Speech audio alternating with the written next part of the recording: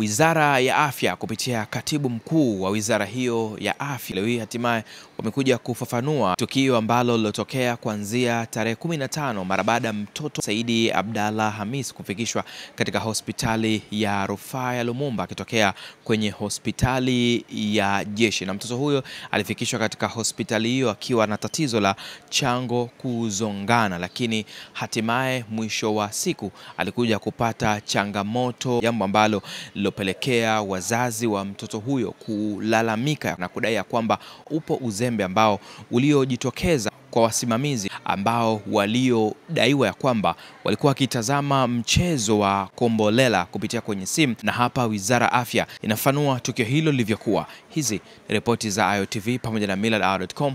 Mimi naitwa Satizday. Na wizara imeona kuna umuhimu au kuna haja ya kutoa ufafanuzi juu ya malalamiko ya mzazi wa mtoto Saidi Abdalla Hamis. Ni mtoto wa kiume mwenye umri wa miezi minne aliyepokelewa hospitali ya Lumumba tarehe 15 mwezi wa 11 akitokea hospitali ya jeshi Bububu ambayo ilikuwa ni rufaa, na alipokelewa kwa ajili ya matibabu ya operation ya utumbo. Utumbo wa mtoto huyo ulikuwa umesokotana, kwa hiyo alifika kwa ajili ya kufanyiwa operation, yani matibabu hayo, na operation ilifanikiwa. Lakini katika kipindi cha tarehe 15 mpaka tarehe 19 mtoto aligundulika na changamoto ya mkono kuvimba na kubadilika rangi. Hali ilopelekea wataalam baada ya kumwangalia tarehe 19 waliandika barua kwa ajili ya kuomba ridhaa ya wizara rufaa, na tarehe 20 yule mtoto alikuwa kafikishwa Dar es Salaam kwa gharama na utaratibu wa serikali, kuanzia ambulance kutoka hapa wizarani mpaka Dar es Salaam akapokelewa na ambulance, na mpaka jana usiku tumezungumza na mama, alikuwa bado mtoto yuko theater anaendelea na matibabu hayo ya mkono. Sasa malalamiko ya mwananchi tumeyasikia, ya wazazi, na tumechukua na tumeamua kuchukua hatua zifuatazo. Kwa kuwa haya ni mambo ya kitabibu, sawa, na tumeamua kuelekeza mabaraza mawili. La kwanza, baraza la wauguzi na wakunga Zanzibar; pili, baraza la madaktari, kuhakikisha wanafanya uchunguzi ndani ya wiki 2 kwa kuanzia, ili kubaini changamoto ni nini na nini kifanyike na hatua gani zimekiukwa za kitabibu kwa mujibu wa utaratibu.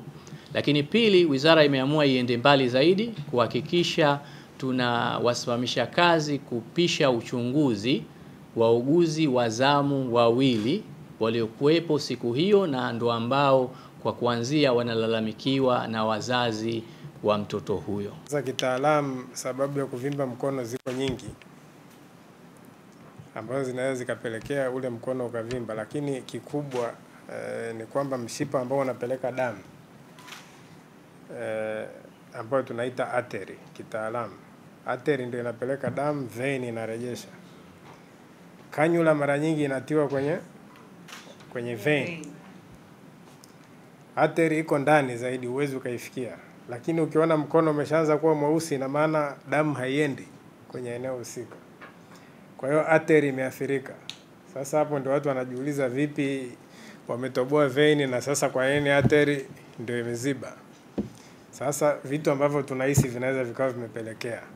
Wakati unatafuta vein uweke kanyula, huwa kuna mpira unafunga hapa.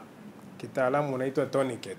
Unafunga hapa ili vein zitune, uzione kwa urahisi, uweke kanyula. Sasa visa vya zamani ambavyo tumeviona, na sio Zanzibar, tuna maeneo mengine, ni kwamba hii ikifungwa muda mrefu zaidi ya saa 1 ikasahaulika, ndio sababu kubwa ya mkono kuharibika.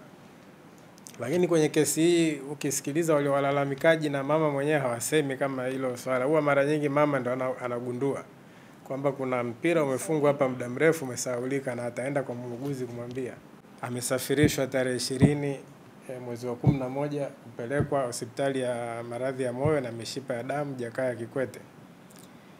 Anaendelea na matibabu kuanzia tarehe 20 hadi tarehe 20 alikuwa hajakatwa mkono.